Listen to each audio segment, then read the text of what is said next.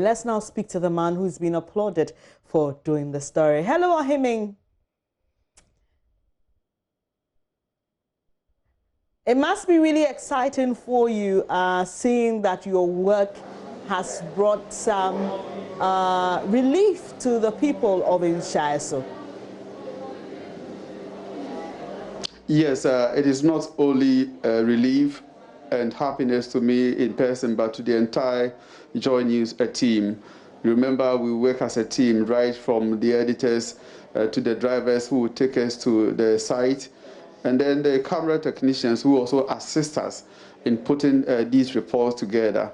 So for the entire team, yes, we are happy to have gotten to this stage. But it's unfortunate that one of the editors, Said Ali Yaqub, through whose innovative ideas we came up with this story, couldn't live to witness this whole episode. For now, I want to dedicate this project to Said Ali Yaqub for the role he played. And wherever he is, I'm sure he'll be happy once the people of Inshaiso are happy and commending the multimedia group. For everybody who contributed to this project, we say Ayuko, Benis. Yeah, really touching tribute there to Said. So you went to this community to work on a different project. Then you saw the school building. Tell us. Yes. Tell us more about what led to you saying no. I would focus on this story as a single story. Yes, I remember in 2017 this investigative project that I did. It was dubbed the Violent Shepherds. It was a project that looked into the farmer-herdsmen clashes in Agogo. This issue has been with the Agogo people for over 40 years and still counting until our intervention. I'm saying our intervention because it was a JoyNews documentary.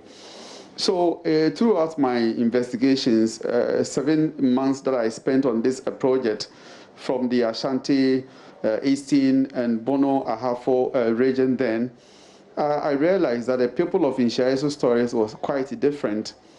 It was different because the community has no JHS, and students had to trek over 32 kilometers to nearby Ananukrum to access JHS. And whilst on their way to school, the female students among them were being sexually harassed by these nomadic herdsmen. So that was captured in the Violent Shepherds documentary. Then within the same period, our editors introduced the JoyNews agenda segment, which looked into the deplorable and dilapidated infrastructure in schools.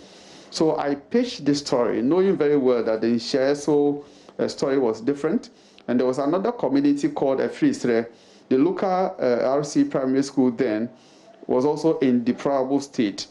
So after these projects, I must say that all these two schools that were featured in the JoyNews agenda have all received attention. For instance, for the Efrisre school, a native who is based in US came down to Ghana, spent money and renovated the place. So the place has been given a new look, and students can now go to their classes to study in peace, as well as those of the teachers. So that is how come I came by the Inshaiso story. Ahime, I'll come to you shortly. Let me speak to Mr. Sam Cranting, who is a corporate service executive with MTN.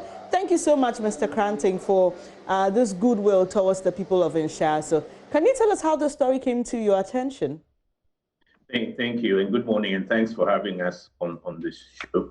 The story came to our attention by the JoyNews reports, the agenda reports filed by Ohiming Teria, and it came to the MTN Ghana Foundation, and indeed we saw the reports, we saw the dilapidated structures, life-threatening, very worrisome pictures in the story, and the foundation considered the application to help. And indeed, what we saw and what we heard, it was a no-brainer that the foundation had to step in to assist in the construction of the new 6 units classroom block, library, head teacher's office, staff room, as well as a two-bedroom bungalow for teachers. We've seen the reaction of the pupils and the teachers. They are super excited. But as it is with every project people embark on, there are expectations. What is the MTN Ghana Foundation hoping this will create, or the consequences of this in the long run? Indeed, seeing the faces of the teachers as well as the community and everyone at Inshiaisu, we were quite excited by MTN that once again, we've been able to touch lives of people in the communities in which we provide services. The expectation of the MTN Ghana Foundation going forward after we've handed this project over is that the school maintenance committee as well as the PTA and the leaders in the community would be proud of this project, will take it on and ensure that they put in a maintenance plan so that years down the line, we wouldn't have to deal with another data structure, so that they are able to do the little maintenance that would be required to ensure the longevity of projects.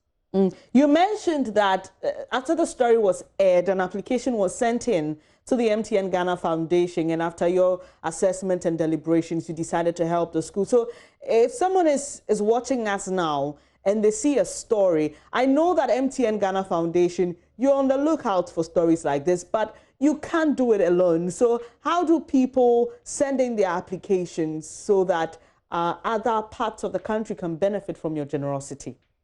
Yes, indeed, we can't do it alone. And I'll take this opportunity to salute Ohiming Teria once again. He did a great job with that report. And we view him here in MTN as a hero of change. And with the MTN Ghana Foundation, the foundation's key focus areas are health, education, and economic empowerment. And the foundation receives various letters, applications through our various branches, or you could email it to us, and you could write what the proposal is about, what the issue is in relation to these three areas. It comes before the foundation board, and it is looked at, it's assessed. We send experts out, consultants out into the field to assess the need and the requirements. Once it is approved by the foundation, we commence work and complete the project to make the communities which we serve their lives a whole lot brighter. Thank you very much, Mr. Cranting, for joining the program. Thank you, MTN Ghana Foundation, and well done, Ohiming Teria. We know that we'll definitely see more of this from you. All the best to you and the team in Kumasi. You're watching News Desk with me, Bernice Abubedulan. So there's more to come, business and sports shortly.